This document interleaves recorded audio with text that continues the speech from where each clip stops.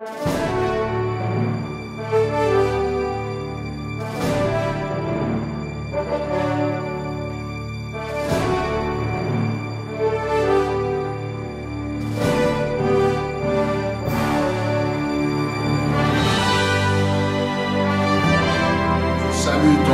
que tu lui dises bienvenue dans la maison du Seigneur.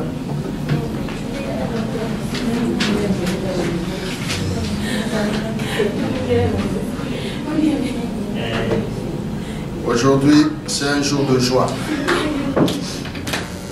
C'est un jour que le Seigneur a fait. Amen. Et il veut que tu sois joyeux. Amen. Amen. Nous avons commencé à parler de combattre le bon combat et nous avons vu ce que en réalité le Seigneur veut de nous. La fois passée, nous avons dit que l'issue de notre combat, c'est la victoire. Amen. Et nous avons vu que en nous, nous avions celui qui est plus fort que celui qui est dans le monde. Et que le plus important, ce n'était pas la situation dans laquelle nous nous trouvions, ou la situation dans laquelle nous pouvons nous trouver, ce n'est pas le lieu où nous sommes, mais c'est plutôt celui avec qui nous sommes. Amen. Amen. Et nous allons continuer aujourd'hui, toujours à parler de combat de bon combat. Vous savez, il y a une chose qui est d'être et une autre d'accomplir ce pourquoi on est. Comprenez? On est, mais parfois on n'accomplit pas ce pourquoi nous sommes. Et le Seigneur dit dans Matthieu 5, à partir du verset 14, il dit que vous êtes une ville. Il dit qu'une ville située sur la montagne ne peut être cachée. Et il dit que nous sommes la lumière du monde. C'est ce que le Seigneur nous dit. Il dit que nous sommes la lumière du monde. Et il dit qu'on n'allume pas une lampe pour la mettre sous le boisseau. Mais quand on allume, on met la lampe sur le chandelier afin que ceux qui entrent dans la maison soient éclairés. Ici, le Seigneur est en train de nous faire voir que une lampe allumée seulement n'a pas de valeur si elle ne sait pas éclairer. Allumer une lampe, c'est bon, mais le plus important, c'est que cette lampe puisse éclairer. Je ne sais pas si quelqu'un me suit. Amen. Il dit, une lampe, quand on l'allume, ce n'est pas pour la cacher, mais c'est pour l'exposer. C'est pour que sa lumière puisse bénéficier à tout le monde. Et, vous savez, nous avons beaucoup de gens, aujourd'hui, même de chrétiens, qui vivent comme des lampes allumées, mais qui n'éclairent pas. Ce sont des lampes allumées, mais dont on ne bénéficie pas de leur lumière. Pour cela, nous avons dit au début, être c'est bon, mais accomplir, c'est pourquoi on est, c'est ce qui est mieux. Tu peux être, mais si tu n'accomplis pas, c'est pourquoi tu es, ta valeur ne sera pas reconnue ou tu ne serviras à rien. Ce matin, je vais dire à quelqu'un que dans ton combat, tu dois savoir d'abord qui tu es et cherche à accomplir ce pourquoi tu es. Ta valeur, tu ne l'auras que ou ne se verra que quand tu accompliras ce pourquoi toi tu es. Amen. Amen. Alors, nous allons essayer de rentrer dans notre lecture que nous avons eue à commencer la fois passée. Nous allons lire dans le livre de Genèse. Nous commencerons aujourd'hui au chapitre 40. Nous commençons le chapitre 40. La Bible nous dit ceci. Après ces choses, Genèse chapitre 40. Après ces choses, il arriva que les chansons et le panetier du roi d'Égypte offensèrent leur maître, le roi d'Égypte, ou le pharaon. Pharaon fut irrité contre ces deux officiers, le chef des échansons et le chef des panetiers. Il les fit mettre dans la maison du chef des gardes, dans la prison, dans le lieu où Joseph était enfermé. Le chef des gardes les plaça, ici on dit, sous la surveillance de Joseph, qui faisait le service auprès d'eux. Et ils passèrent un temps en prison. Je vais dire, le verset 5 nous dit, pendant une même nuit, les chansons et les panetiers du roi d'Égypte, qui étaient enfermés dans la prison, eurent tous deux un songe, chacun le sien, pouvant recevoir une explication distincte. Joseph étant venu le matin vers eux, les regarda, et voici, ils étaient tristes. Alors il questionna les officiers de Pharaon, qui, avec lui, dans la prison de son maître, qui était avec lui plutôt dans la prison de son maître, il leur dit, pourquoi avez-vous un mauvais visage aujourd'hui? Ils répondirent, nous avons eu un songe et il n'y a personne pour nous l'expliquer. Joseph leur dit, n'est-ce pas à Dieu qu'appartiennent les explications? Racontez-moi votre songe.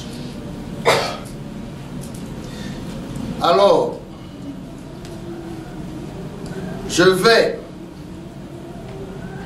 au verset 13. La Bible dit, au verset 12, Joseph lui dit, voici l'explication des trois. Voici l'explication. Les 3 serments sont 3 jours. Encore 3 jours, le Pharaon relèvera ta tête et te rétablira dans ta charge. Tu mettras la coupe dans la main de Pharaon, comme tu en avais l'habitude lorsque tu étais son échanson. Mais souviens-toi de moi quand tu seras heureux et montre, je t'ai pris, de la bonté à mon égard. Parle à ma faveur à Pharaon et fais-moi sortir de cette maison.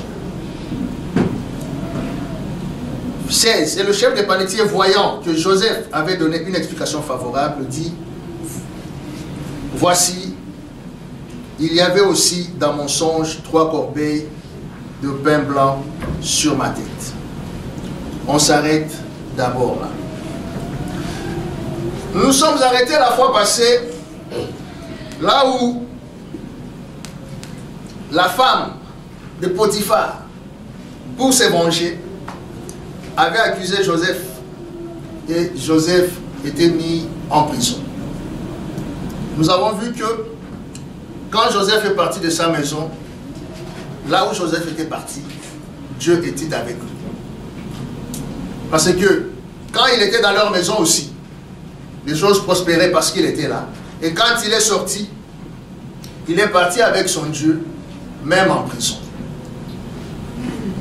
Ici, je peux revenir un peu en arrière pour dire, parfois il faut faire attention de ne pas faire sortir Joseph de ta maison. Tu comprends? Il faut parfois faire attention de ne pas faire sortir Joseph de ta vie. Il y a des gens que Dieu envoie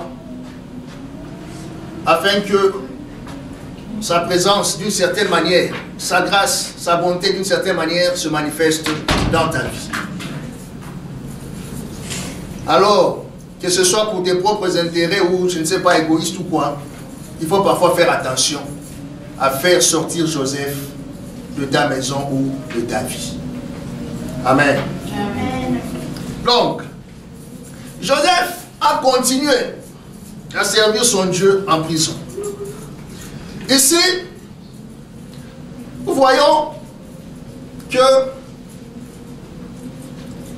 après un moment, parce que nous avons vu qu'en prison, Joseph, on lui a donné la charge de s'occuper, donc il était libre. Il était en prison, mais il était comme s'il était libre.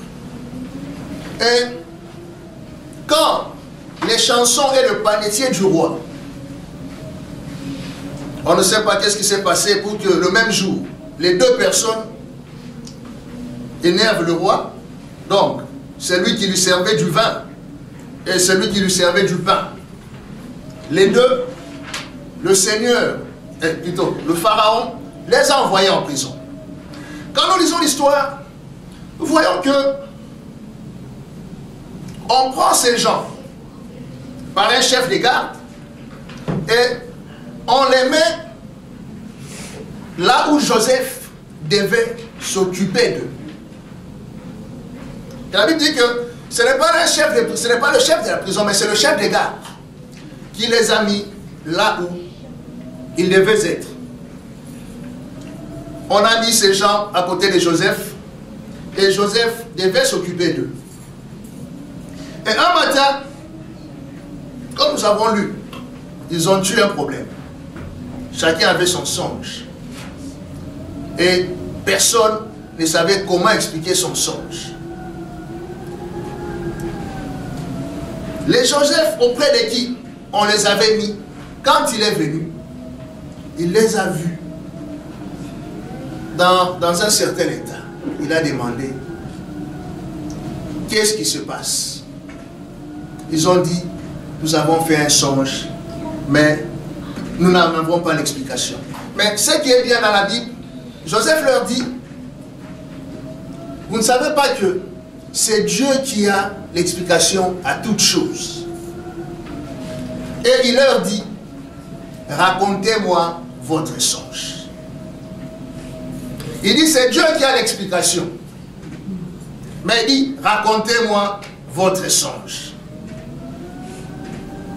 C'est Dieu qui a la solution à votre problème. Mais parlez-moi de votre problème. Vous savez, Joseph, c'était un porteur de solutions, quelqu'un qui avait la solution et qui se connaissait. Nous avons dit tout à l'heure que le plus important, ce n'est pas que tu sois une lampe allumée, mais que tu sois une lampe qui éclaire. Amen. Amen. Le fait que tu sois allumé ne suffit pas. Le plus important, c'est que tu puisses éclairer. Et Joseph savait qu'il était une lampe qui ne devait pas rester seulement allumée, mais qu'il était une lampe qui devait éclairer. Donc il savait qu'il était un porteur de solutions. Et il se connaissait.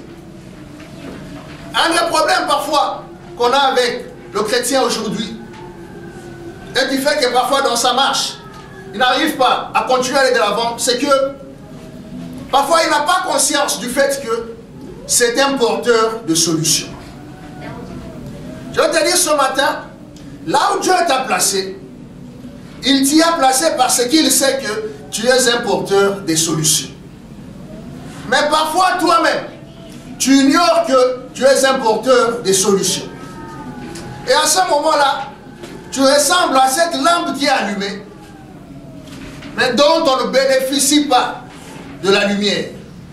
Tu ressembles à une lampe qui est allumée, mais qu'on a mis sous un basket, plutôt, sous un panier ou sous un lit, et personne ne bénéficie de ta lumière.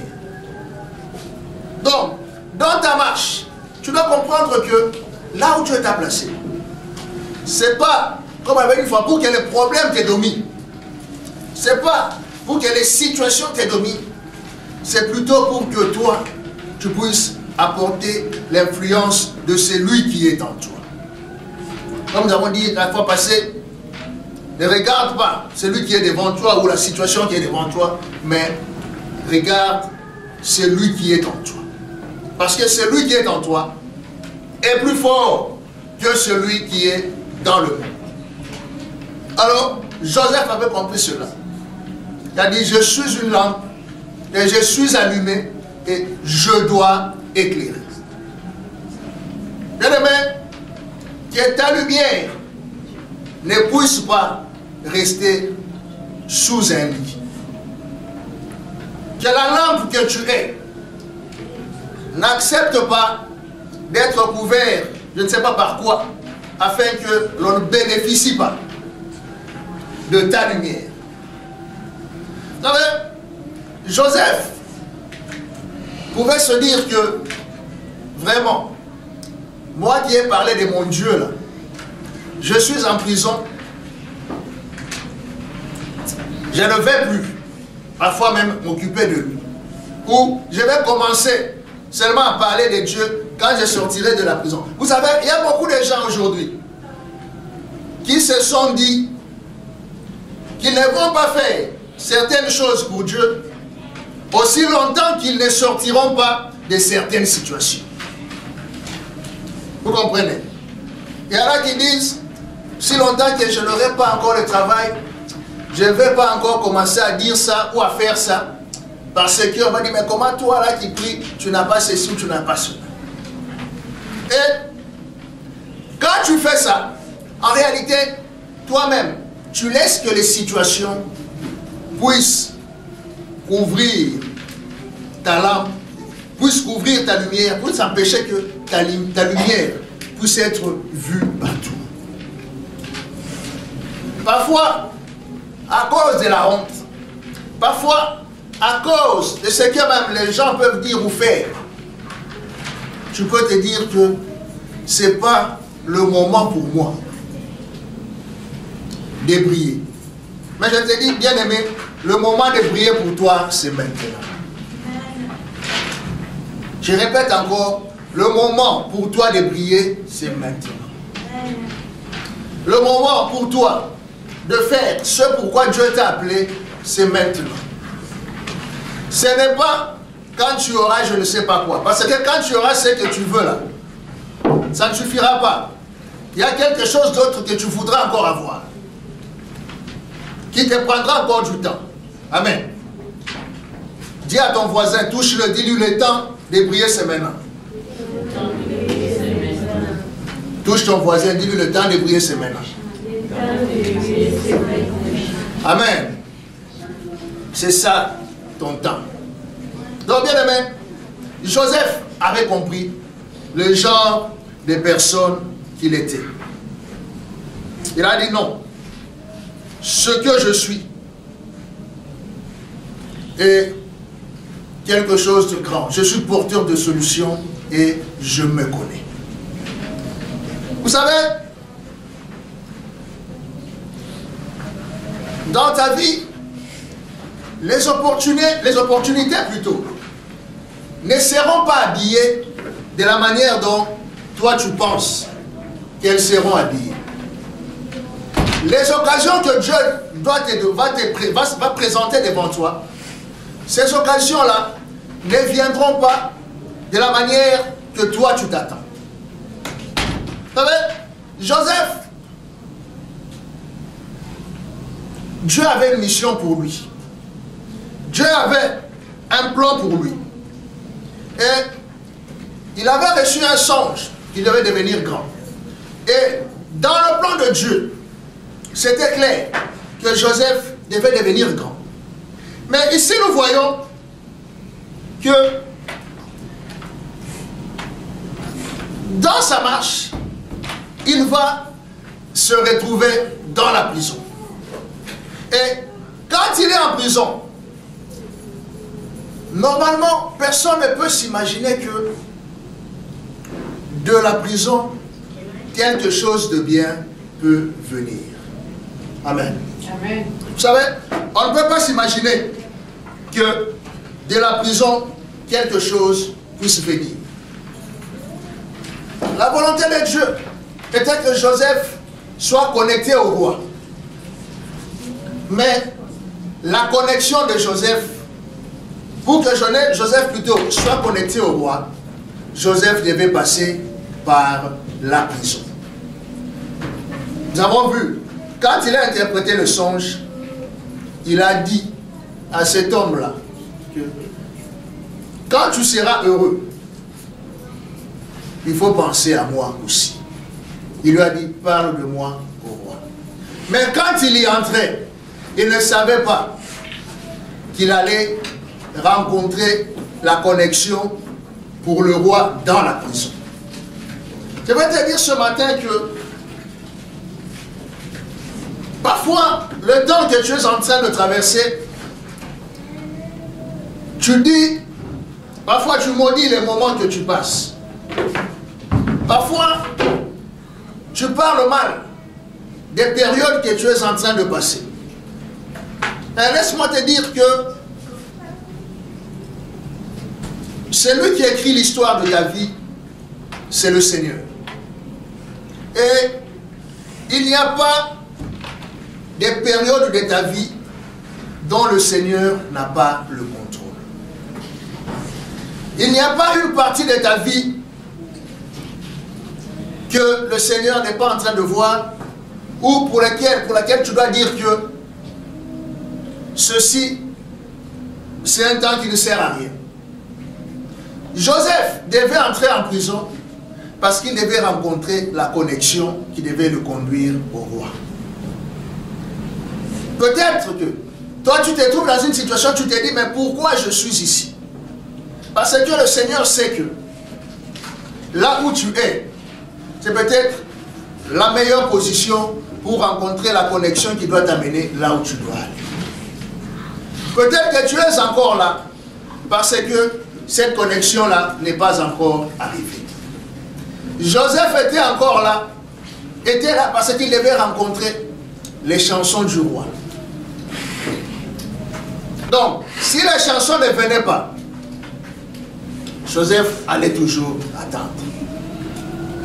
Je te dis ce matin, ce que toi tu peux considérer parfois comme une prison, pour Dieu, ce n'est pas nécessairement la prison, mais c'est une position de rencontre. Merci parce que tu ne me crois pas. Mais je crois pour toi que ce qui te fait pleurer là, et pour lequel tu es en train de dire à Dieu, je ne sais pas moi quoi, si pour toi, c'est un moment où tu penses que Dieu t'a laissé ou Dieu ne s'occupe pas de toi, mais pour Dieu, ce n'est pas un moment où il t'a abandonné. Il t'a mis dans une position afin que tu rencontres ta connexion. Ta connexion est quelque part. La personne qui doit te faire rencontrer ou te faire voir ce que Dieu a prévu pour toi est quelque part. Mais tu dois rencontrer cette personne parfois en prison. Donc, que la prison ne puisse pas éteindre ta lumière. Que la prison ne puisse pas t'empêcher de briller. Que le manque, que je ne sais pas moi quoi, que même les moqueries des gens ne puissent pas t'empêcher de sortir ce que le Seigneur a eu à mettre en toi. Parce que tu n'es pas une lampe allumée pour être caché, mais tu es une lampe allumée pour éclairer. Partout où tu es, Dieu t'a placé pour que tu puisses éclairer. Donc, Joseph a reçu sa vision et ces gens, quand il s'est approché d'eux, il a dit, dites-moi, racontez-moi votre songe. Vous savez, quand Joseph, le jour où il parlait à ces gens, Joseph n'avait même pas encore 30 ans. Vous comprenez? Joseph était un jeune. Il n'était pas vieux. Celui-là qui a raconté les songes. Ce n'était pas un vieux. Il était jeune. Comme on a dit la fois passée, même à ton enfant, parle-lui du Seigneur. Amen. N'attends pas nécessairement qu'il vieillisse. Parle du Seigneur. Donc, Joseph était jeune, avec son âge, mais il leur a dit, dites-moi votre songe. Je vais te dire, bien aimé, que ce que tu es ne te fasse pas douter. Je répète encore. Que ce que tu es, comment est-ce que tu apparais, que cela ne te fasse pas peur. Vous savez, quand je pense à ça, ça me rappelle une histoire, une fois au Cameroun. Il y avait un moment, nous avions une de nos églises dans un village, et ce jour-là, il y a un dimanche, parce que j'y allais souvent, un dimanche j'étais allé là, dans ce village. Et avant le culte, j'étais déjà arrivé. J'étais là dans l'église et ma maman est venue avec un frère. Il est venu, elle dit, quand elle est venue, voilà, son pied était enflé. Elle dit, voici, j'étais allé au champ, je ne sais pas le champ de qui, j'ai piétiné, j'ai marché sur quoi, je ne sais pas, vous savez, eux, parfois, ils ont certaines choses. Voilà comment est mon pied. J'ai prié pour elle. C'est parti. J'ai prié pour elle, bon. Après, on a fait notre culte. Mais comme c'était ce sont des gens qui viennent à l'église, parfois, quand c'est moi, il y a le problème. Je ne sais plus si je l'avais revu après ou pas. Je ne sais plus. Mais plus tard, parce que l'église avait changé de lieu, nous sommes montés un peu plus haut, parce que nous étions d'abord dans une école. Et un jour, on a fini le culte, on descendait, on l'a vu devant sa maison. C'était avec un frère. Nous sommes allés, on l'a salué. Et elle racontait maintenant au monsieur avec qui elle était. Elle dit, tu vois mon pied qui était enflé là, comment c'était gonflé là. Parce que j'étais parti au champ, je ne sais pas moi de qui, quand j'ai marché sur un truc là, mon pied est devenu comme ça. Je suis allé au village, mais la solution ne s'est pas trouvée. Maintenant, là où mon histoire arrive, c'est que il dit maintenant à ce monsieur-là, tu vois, où cet enfant-ci, ou ce gars-ci, donc il m'a présenté, comme pour dire que, tu vois, seulement ces petits hommes, parce qu'à l'époque aussi, j'étais comme on dit là-bas, mingli, donc mince comme ça. Il dit, tu vois, hein, où cet enfant-ci, ou ce gars-ci, c'est lui, quand il a prié pour moi, jusqu'aujourd'hui, cette histoire-là est partie. Donc, pour lui, il disait à ce monsieur, tu vois, c'est moi ce petit homme ici. Tu comprends? Donc, pour te dire que, même si tu es petit, tu es une lampe allumée pour éclairer. Amen. Donc, tu n'as pas de valeur si tu n'éclaires pas. Être allumé, c'est bon, mais éclairer, c'est mieux. Donc, Joseph, malgré son âge, il est allé faire ce qu'il devait faire. Et en faisant ce qu'il devait faire, il a rencontré son opportunité. Il a rencontré sa connexion. Vous savez, le père de Joseph, Jacob, c'était quelqu'un qui avait des moyens. Amen. Amen. Son père avait des moyens. Et Joseph avait reçu le songe. Mais comprenez que son père l'aimait beaucoup. Mais malgré tous les moyens que son père avait, il n'allait pas pouvoir aider Joseph à accomplir ce que Dieu avait prévu pour lui. Je ne sais pas si quelqu'un me comprend. C'est que il y a des gens même qui vous aiment bien. Il y a des gens qui vous aiment beaucoup. Et qui sont prêts même à faire des choses pour vous.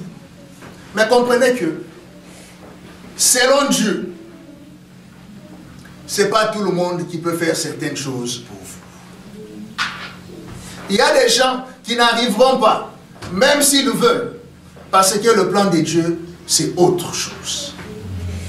Jacob, malgré son argent, malgré ses moyens, il ne pouvait pas faire de Joseph ce que Dieu avait dit qu'il puisse devenir. Vous comprenez? Parfois même vous perdez du temps auprès ou à vous attendre de certaines personnes que Dieu n'a pas prévues pour votre marche à partir d'un certain moment. Joseph était bien avec Jacob jusqu'à un certain temps. Mais après, il ne fallait plus continuer avec lui. Mais nous parfois, on veut recevoir des gens que Dieu a dit, c'est fini.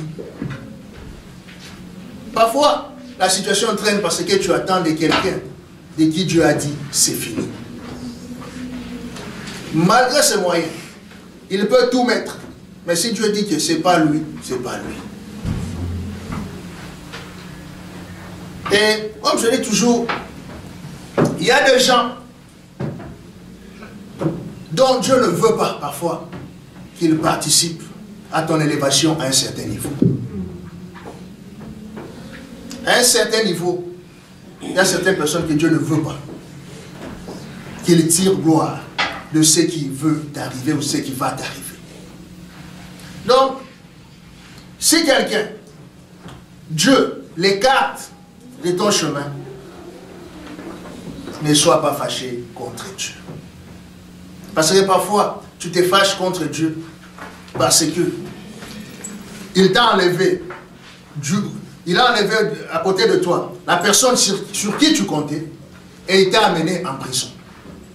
Mais tu oublies que c'est en prison que se trouve ta connexion. Dans l'élévation de Joseph, ce n'était plus auprès de son père. Ce n'était pas auprès de son père. Même si il lui avait cousu cette tunique-là, de plusieurs couleurs, cet habit princier, même s'il lui avait cousu ça, ce n'était pas lui qui devait le faire arriver plus haut. Donc je vais dire à quelqu'un ce matin, sache que tu es le produit de Dieu. Amen. Amen. Tu n'es pas d'abord le produit des hommes. Ce que tu dois être, c'est parce que Dieu veut que tu le sois et non parce que les hommes décident que tu puisses être cela. Si tu veux être parce que les hommes décident que tu sois, tu ne seras pas. Tu risqueras d'être toujours cette lampe-là allumée, mais sous le boisseau. Tu es allumé, mais tu n'éclaires pas. Tu es allumé, mais tu ne brilles pas.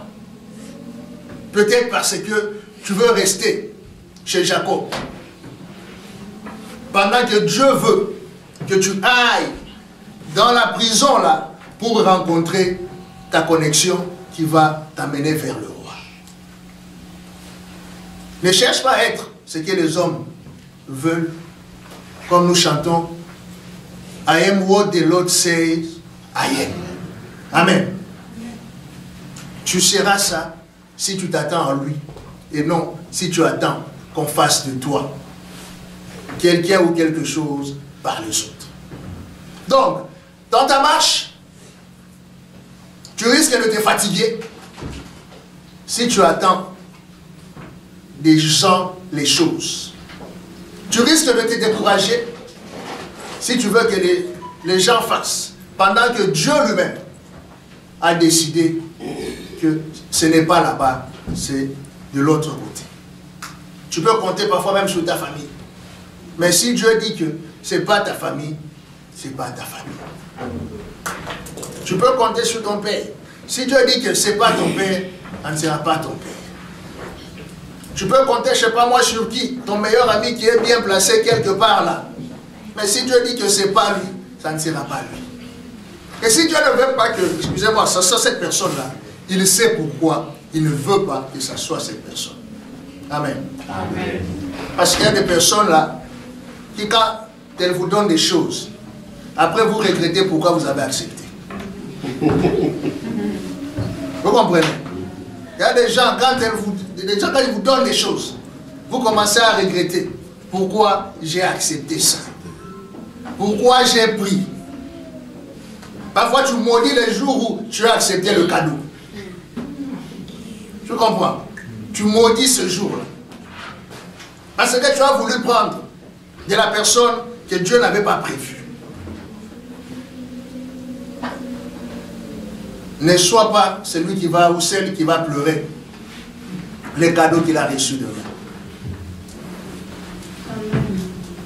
Joseph n'a pas abandonné Dieu, même quand on l'a enlevé de la maison de son père. Il a continué.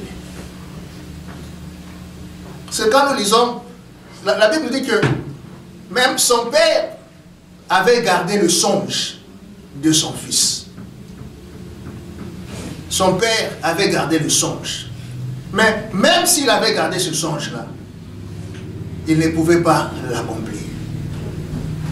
Pour dire aussi quelque part que, vous savez, ce n'est pas nécessairement la personne à qui tu racontes le songe qui va accomplir ton songe. Amen. Amen. Ça me ramène encore au Cameroun.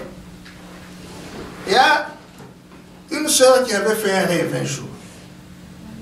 Elle a rêvé d'un bien-aimé dans leur église. Maintenant, elle va parler à un des pasteurs de leur église. Le pasteur lui dit, ma soeur, ne parle pas encore au frère. Attends. La sœur a entendu. Mais elle a dit, non, moi je ne veux pas garder ce songe. La sœur va chez le frère. Elle va dire au frère, voilà, j'ai rêvé comme ça, comme ci, comme ça de nous. Il faut lui dire, vraiment ma soeur, c'est bien tout ce que tu dis. Toi-même là-même tu es bien, mais le problème est que, pour l'instant, moi je suis occupé quelque part. Donc, la sœur a raconté son rêve parce qu'elle pensait que cette personne-là, c'était elle qui allait lui donner la solution. Et comme j'ai rêvé de toi, je t'ai dit, comme ça la solution viendra directement. Et pourtant le pasteur lui a dit, attends. Amen. La personne à qui tu racontes tes songes peut t'aider, mais ce n'est pas nécessairement la personne qui va te donner la solution. Amen. Amen. Donc, dans ton combat parfois, ne sois pas troublé. Dans ton combat, ne sois pas embrouillé. Tu es un porteur de solutions qui ne doit pas s'ignorer.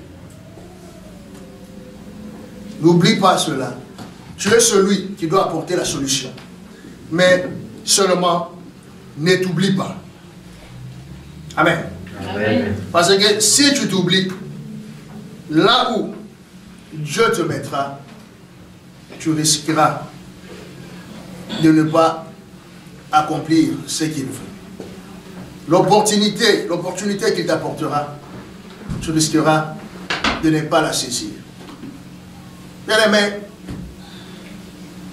regarde-toi, dis-toi, trouve en toi qu'est-ce que Dieu t'a donné. Trouve en toi qu'est-ce que Dieu a mis. Trouve en toi qu'est-ce que Dieu attend de toi. Joseph savait ce que Dieu avait mis en lui. C'est pour cela qu'il pouvait aller chez ces gens-là, leur dire, c'est Dieu qui donne les explications, mais racontez-moi votre songe. Vous comprenez? Parce qu'il savait ce que Dieu a mis en lui. Parfois, tu doutes de ce que Dieu a mis en toi. Parfois, tu as peur de prier pour quelqu'un qui te présente une situation parce que tu as peur d'échouer. Mais tu oublies que c'est lui qui est en toi est plus fort que la situation qu'on te présente. Qu'est-ce que Dieu a mis en toi? Parce que c'est avec ce que Dieu a mis en toi que tu vas faire cette percée-là. Ne te dis plus que j'attends telle histoire pour commencer à faire ceci. Commence à faire à partir de maintenant. Dieu veut que tu commences à briller dès maintenant. Ton moment de briller, ce n'est pas demain. Je veux que tu lui dises, mon moment de briller, ce n'est pas demain. Ton moment de briller, c'est maintenant. Ne sois pas une lampe sous le boisseau. Et plutôt, sous le boisseau, mais sois sur le champ des livres. C'est ça la volonté de Dieu pour toi. Je crois que pour ce matin, c'est ce dont nous avons voulu parler. Que tu combattes ton bon combat, tout en sachant que être c'est bien, mais accomplir c'est pourquoi tu es, c'est mieux.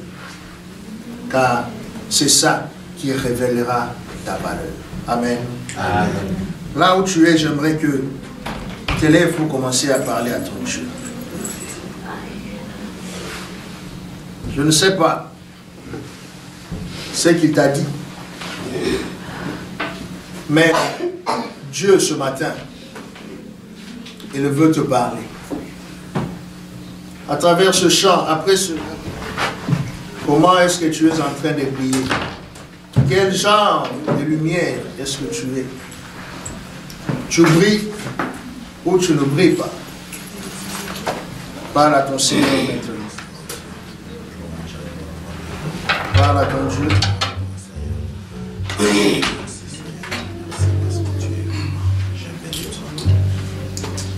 Chrétien jusqu'à la mort. Chrétien jusqu'à la mort. Chrétien jusqu'à la mort. Je serai chrétien jusqu'à la mort. Chrétien. Oh, jusqu'à la mort. Oh, chrétien. Jusqu'à la mort.